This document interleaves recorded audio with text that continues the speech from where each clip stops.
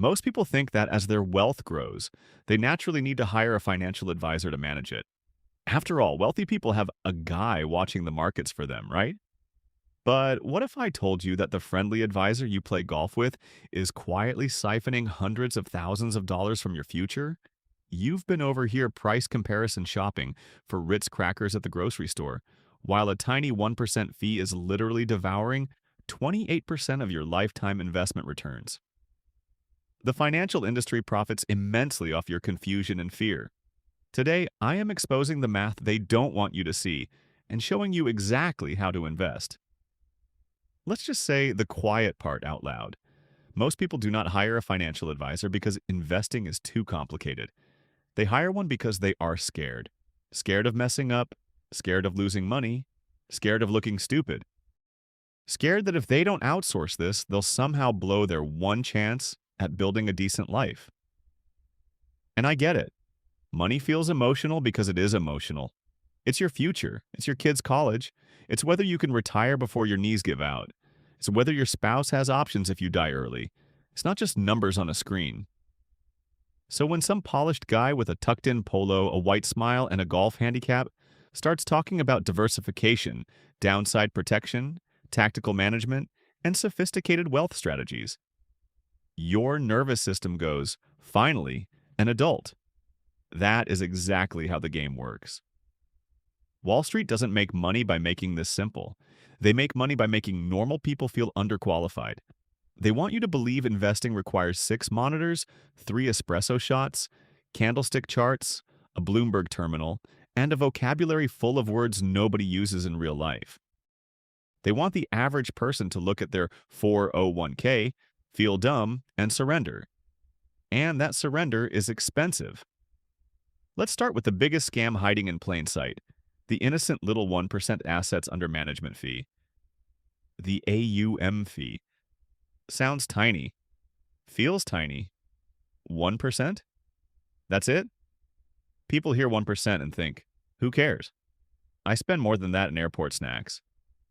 But that's because most people do not understand what the fee is attached to. It is not 1% of your gains, it is 1% of the pile. Every year, forever, on the whole account, whether the advisor did something genius or absolutely nothing. That means when your money grows, their paycheck grows.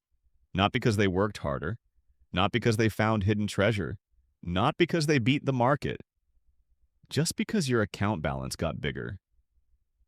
Imagine a guy named Brian. Brian is 30. He invests $1,000 a month for 35 years. Pretty normal, disciplined person. Let's say his portfolio earns an average of 8% before fees. If he does this himself using low-cost index funds and pays almost nothing, he ends up with roughly $2.07 million. Now, let's run the same exact behavior, same exact monthly contribution, same exact discipline, same exact market return, except now he's paying a 1% advisor fee, so instead of getting 8%, he gets 7% net. One little percent. That version of Brian ends up with about $1.66 million. That difference is over $400,000. Gone.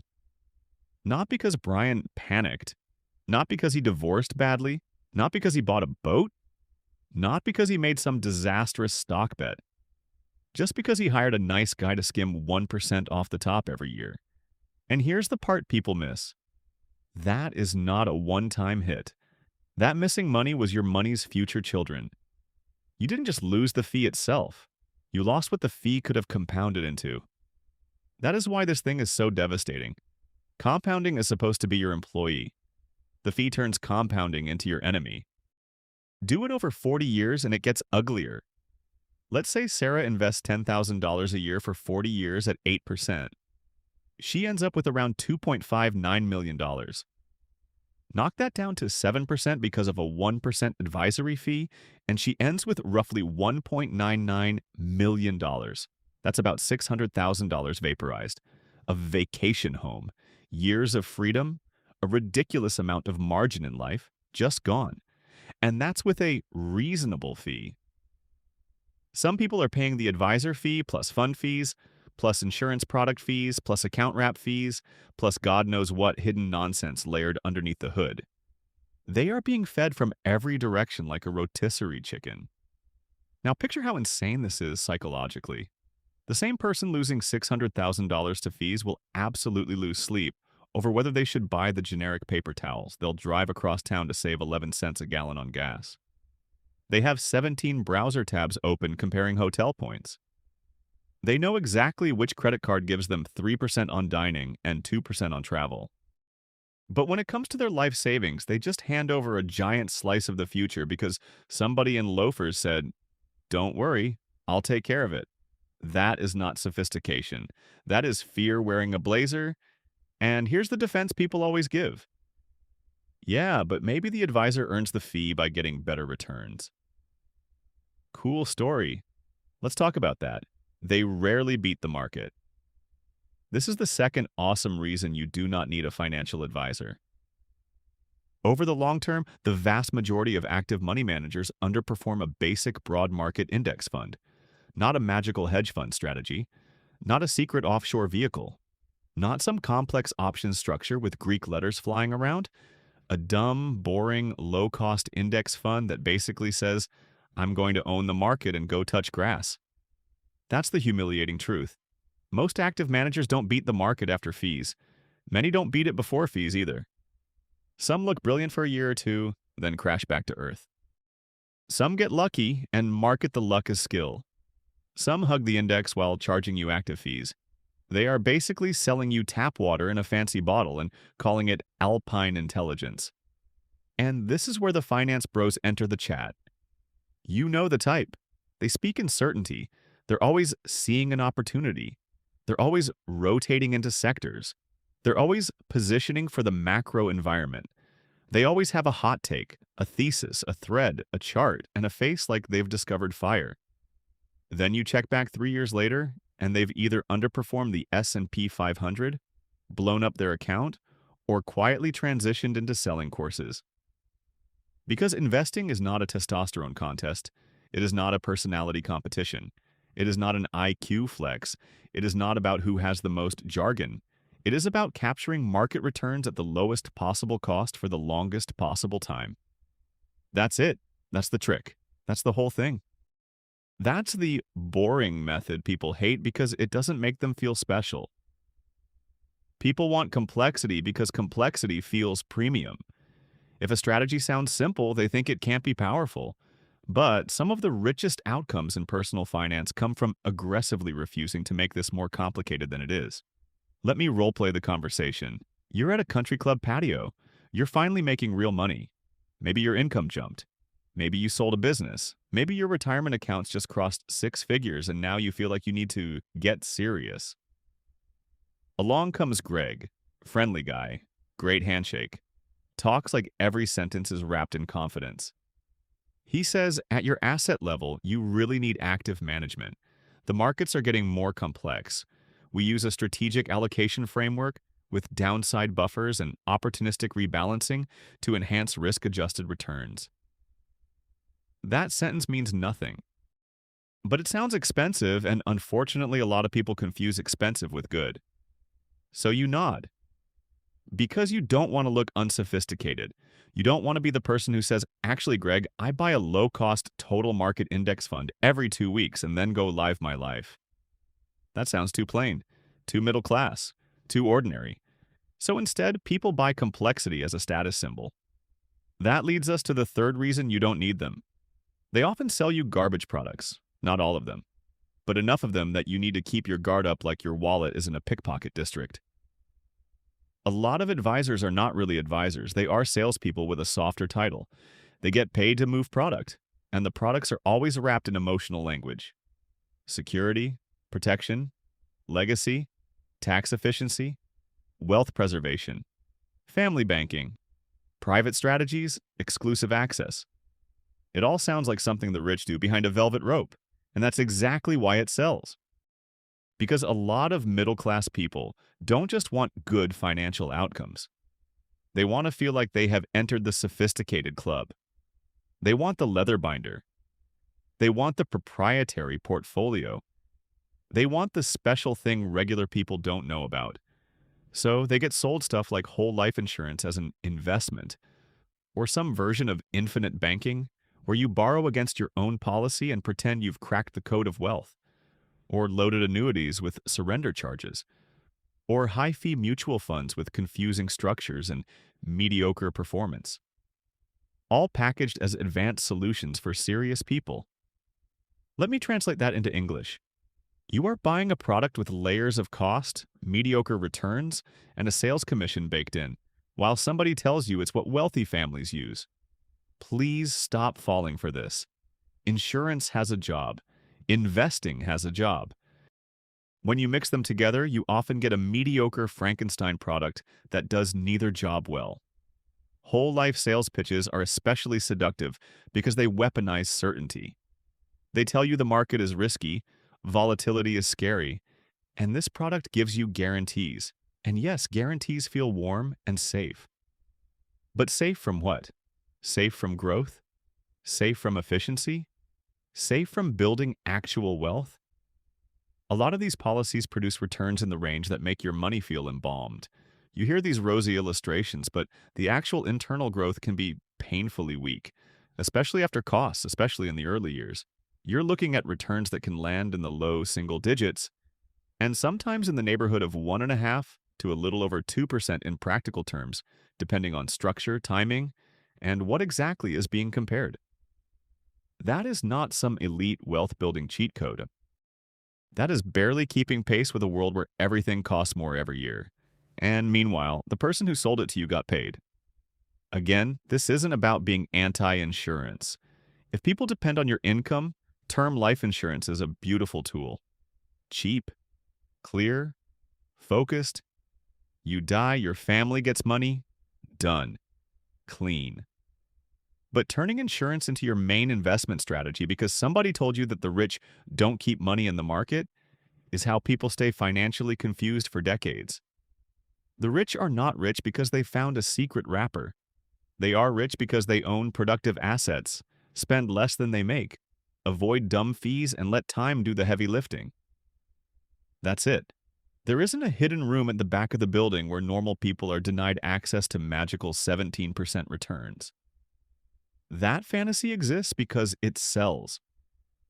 The fourth reason you don't need a financial advisor is the one that hurts people's ego the most. Investing is actually simple and boring. Not easy emotionally. Simple mechanically. That distinction matters. The mechanics are simple. Earn money. Spend less than you earn. Build an emergency fund. Pay off toxic high-interest debt. Invest automatically every month into low-cost diversified index funds or a target date fund. Keep doing it through crashes, headlines, elections, bubbles, panics, and recessions. Rebalance occasionally if needed. Increase contributions when your income rises. Repeat for decades. That is not sexy. That is not cinematic. That does not make you feel like a wolf. It makes you feel like somebody watching paint dry in a brokerage account. Good. That's what it's supposed to feel like. The best investing strategy for most people should be almost disappointingly boring. If your portfolio is exciting, you're probably doing something stupid. If you check it 10 times a day, you're probably confusing stimulation with progress. If you're chasing 20% returns because some finance bro on the internet made a video from inside a rented sports car, you are not investing. You are volunteering to become exit liquidity. The smartest investor in the room is often the least performative. They don't need to look rich. They don't need to sound sophisticated. They just automate their money into broad index funds, max out what they can, ignore the noise, and go be a parent. Build a business, practice medicine, teach school, run a plumbing company, write software, train for a marathon, cook dinner, live an actual life. That is what winning looks like. Let's make it painfully practical. Imagine two people. Person A spends every week reading market predictions, watching economic commentary, tweaking allocations, chasing themes, rotating between funds, dabbling in options, buying the dip, selling the rally, panicking during corrections, and bragging at parties about their strategy. Person B auto-invests into a low-cost total market fund and an international fund, or just buys a target date fund, keeps fees microscopic, and never interrupts the compounding machine. Guess who usually wins over a long enough timeline? The one who is too busy living to sabotage themselves. Because the biggest threat to your portfolio is usually not ignorance, it's your own behavior. It's boredom, it's ego, it's fear, it's the unbearable human urge to do something. Financial advisors sell themselves as the cure for complexity, but often what people actually need is a system that prevents self-destruction. And you can build that system yourself. Automate your contributions. Pick simple funds. Stop trying to feel clever. Clever is expensive. Consistent is rich. And this brings me to the fifth reason. If you truly need advice, rent it. Don't marry it. This is where nuance comes in. There are situations where professional advice makes sense. Real estate sales with capital gains issues. Business ownership. Stock options. Complex tax planning. Estate planning. Trusts. Blended families. Special needs planning. A big inheritance. International tax complications. Those are real situations. If that's you, I am not telling you to white-knuckle your way through legal documents with a YouTube video and vibes. But that does not mean you should pay someone a percentage of your net worth for the rest of your life. That is the insane part. If you need a lawyer to draft a trust, you pay for the trust. If you need a CPA to help with a tricky tax year, you pay for the tax work. If you need a fiduciary planner to build a retirement withdrawal strategy, review insurance needs, and pressure test your plan, you pay a flat fee, hourly fee, or project fee. You buy the advice. You do not gift them a permanent claim on your growing pile of assets. Think about how absurd the AUM model is in any other industry. Imagine your dentist saying, instead of charging you for the procedure, I'd like 1% of your home equity every year. You'd call the police. Imagine your mechanic saying, I'll rotate your tires, and in exchange, I want a slice of your retirement account forever. You'd laugh them out of the building. But in finance, people nod because the numbers are abstract and delayed. That's how they get you, not with obvious theft, with normalized leakage. And the psychological trap here is deep. A lot of people don't want an advisor because they need math. They want an advisor because they want relief. They want someone else to be responsible. If the market crashes, it feels better to blame the professional than to blame yourself. If your strategy is basic and boring, part of you worries you're missing out. And if you pay a lot, it feels like you're doing the adult thing. I understand that urge. Truly. There is comfort in delegation, but delegation without understanding is expensive dependency. You do not need to become a hedge fund manager. You do not need to read annual reports for fun. You do not need to predict interest rates. You do not need to discover the next 10-bagger stock. You need a basic working understanding of what you own, why you own it, what it costs, and how to keep your hands off it when the world gets scary. That is learnable. Completely learnable. In fact, the financial industry relies on you never having that moment. The moment where you realize, wait a second, if I buy the whole market through a low-cost fund, keep investing, and stop chasing shiny nonsense, then what exactly am I paying all these people for? That question is dangerous to their business model. And I want to push on something else that almost nobody says clearly enough.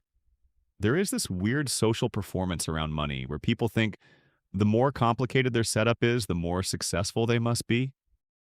They have a policy, a managed account, a private fund, a tactical sleeve, a structured note, a tax overlay, and 17 acronyms. It sounds powerful. It sounds wealthy. But real wealth usually looks quieter than that. Real wealth often looks like a household that saves aggressively, owns broad equities cheaply, avoids stupid debt, keeps taxes reasonable, ignores financial theater, and waits. It looks unspectacular in the middle and obvious at the end. That's why people struggle with it. It doesn't flatter the ego on the front end. If you are the kind of person who prides yourself on being rational, then be rational about fees. If you are the kind of person who says you care about family, then care enough to stop donating six figures to a system you don't understand. If you are the kind of person who says you want freedom, then stop chaining your financial future to a fee structure that quietly harvests your compounding. Because that's what this comes down to. Freedom That missing $400,000 or $600,000 isn't abstract. That could be retiring 5 years earlier. That could be helping your kids with a down payment. That could be taking care of aging parents without panic. That could be saying no to a toxic boss. That could be traveling. That could be generosity. That could be security. That could be options. Instead, people light it on fire because somebody made complexity sound classy. Here's the mindset shift I want you to leave with. Stop asking, what are wealthy people doing that I don't know about? Start asking, what simple evidence-based behaviors can I repeat for the next 30 years without getting cute? That is the better question. And stop idolizing the image of the sophisticated investor, the guy barking into a headset, flipping between charts, talking about alpha, acting like he has access to the matrix. That image has broken the brains of ordinary investors. The genuinely sophisticated move for most people is unbelievably plain. Buy low-cost diversified funds, automate contributions, minimize taxes and fees, and refuse to interrupt the process.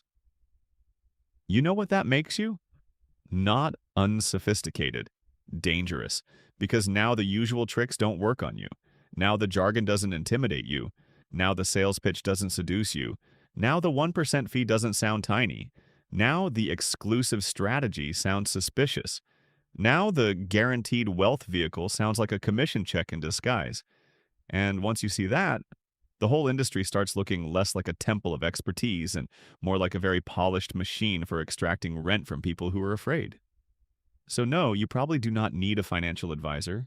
You need a plan. You need discipline. You need low costs. You need time. You need enough humility to accept boring. And if your situation is truly complex, you need targeted expert help that you pay for directly, not a permanent tax on your wealth. That is how adults handle money. Not by outsourcing their brain, not by buying complicated products to feel important, not by confusing expensive with smart. The real flex is simplicity. The real flex is understanding. The real flex is keeping more of your own money. And if that bruises the ego of every guy who built his identity around sounding financially sophisticated, good. Because a lot of people have been made to feel small, stupid, and dependent by an industry that benefits when they stay that way. You do not need to be a genius to build wealth. You need to stop paying unnecessary people. You need to stop worshiping complexity. You need to stop turning your fear into somebody else's income. That's the game. And once you understand the game, you can stop losing it. Stop paying for your advisor's BMW. Watch this video right here to learn exactly how to set up your first low-cost index fund in under 10 minutes.